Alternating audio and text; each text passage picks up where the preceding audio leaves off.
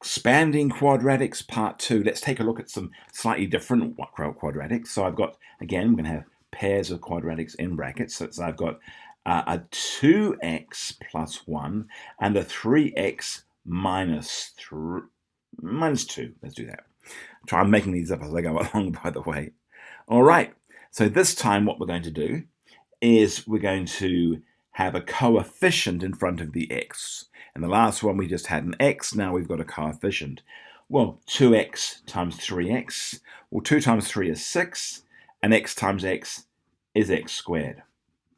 1 times negative 2 is negative 2, and 3x times 1 minus 2 times 2x is 4x. So I've got a 3x minus a 4x makes a negative 1x.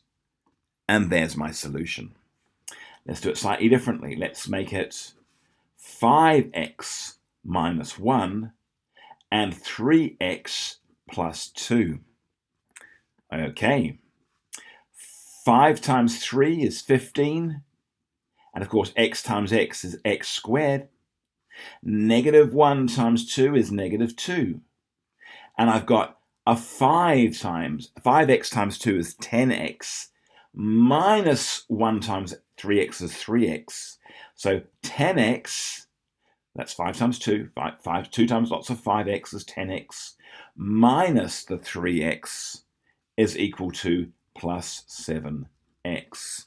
Now, if you want, of course, you can write these out separately and then add them all together. And it's not a bad strategy. Let's do one where we do that. Let's say 7x minus 4 and 2x minus 1. Oh, let's go plus 1. Here we go. So 7x times 2x, well, that's going to be 7 times 2 is 14. X times x is x squared. Then let's have a look. We've got a negative 4 times 1 is going to be a negative 4. But this time I'm going to break it up. I'm going to say negative 4 lots of 2x is negative 8x.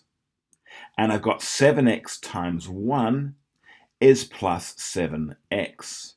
Now let's put it all together. We're going to collect like terms. So I'm going to put the negative 8x and the positive 7x together.